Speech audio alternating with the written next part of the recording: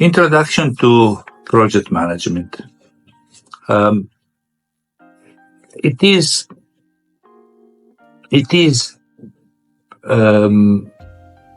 necessary to make sure that our interpretation of this highly qualifying discipline, it is understood correctly. And there is a common interpretation of what is it that makes a project manager. Now, in order to understand better, to focus better on what we are saying, we need to see the project manager as the sole leader, the undisputed leader of a project. His authority must be 100%, undisputed. In order to achieve that, the project manager need to be disciplined, knowledgeable, experienced enough to be able to have that undisputed authority in what is called to do. And this is the unfortunate part that most times we see around us, whereby the project manager is only seen as an educated person. Yes, he's got his degrees, he's got his PhDs, he's got his project management masters.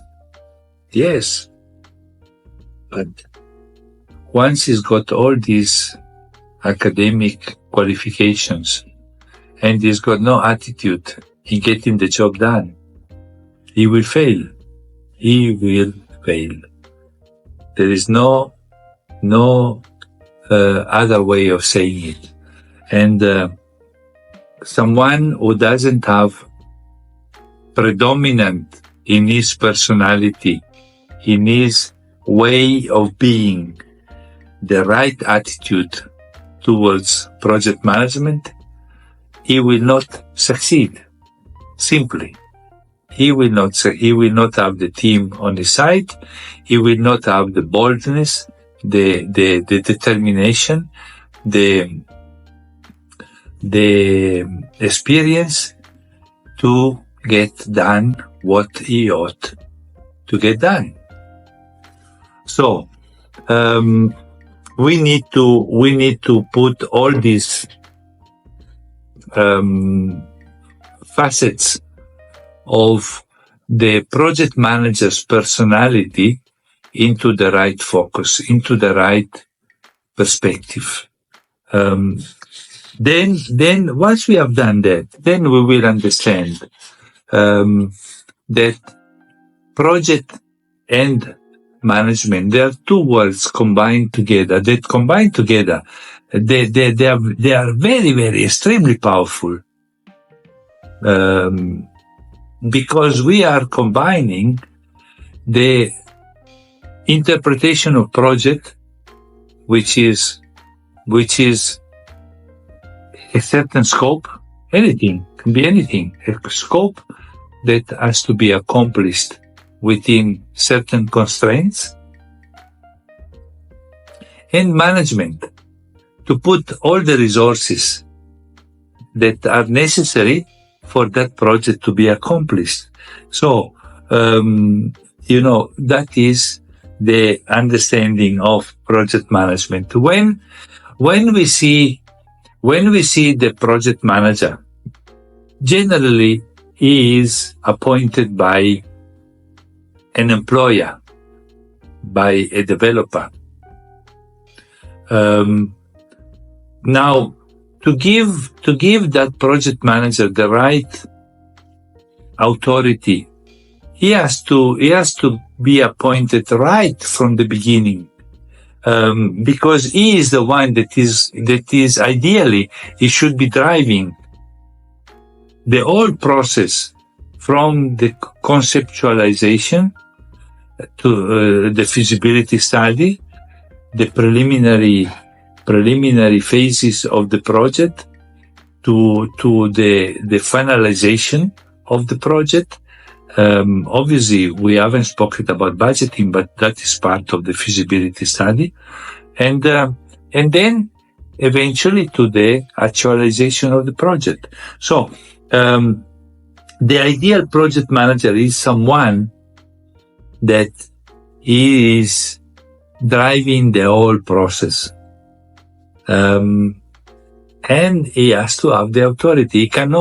He cannot accept anyone else to interfere with that authority. Now, our methodology of presenting our project management program is centered on the way that participants are going to self-evaluate themselves. We don't want to be seen as academic, as lecturers. There are too many around there. People, lecturing about academic knowledge. There is so much of it. We want to be seen as driving the right way of doing something, and then leave it to the individual to self-evaluate. Has he done what needed to be done in order to succeed? And if he failed somewhere along the line, what is it that he hasn't done or that is done wrongly in order to cause those failures? Self-evaluation, it is a key. So this is the way we like to introduce ourselves to project management. So, in other words, what we want to say is that knowledge, it is essential. Academic knowledge is absolutely paramount. Then, once we take for granted that the adequate academic knowledge is there, exists in the person of the project manager, what plays a vital role in his way to success is attitude. And that is something that nobody is teaching. There are no courses, there are no degrees in attitude. It is something that either one is got or it doesn't. And if he hasn't got it, he needs to understand what the right attitude is in order to work on it. Because one can also work if he understands what is that it takes. But most and foremost, the attitude, it is tested over a period of time. It is tested by time. It is tested by the number of projects that have succeeded in one's career. There is no other way of evaluating the attitude. It is only based on the success stories, and that's why in the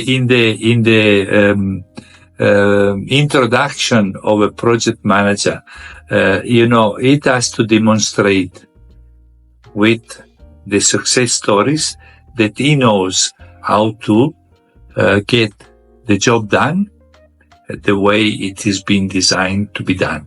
So, first of all, he has to be able to define the constraint of a project, get them through the team of stakeholders, and then once they are established, then put in place the methodology in order to accomplish what's been decided to accomplish, within the constraints that have been decided.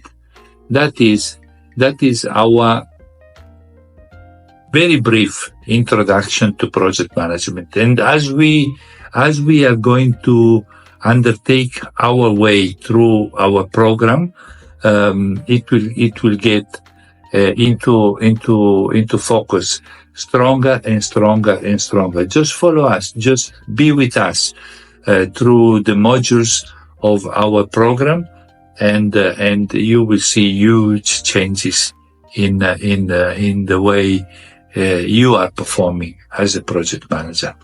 Thank you.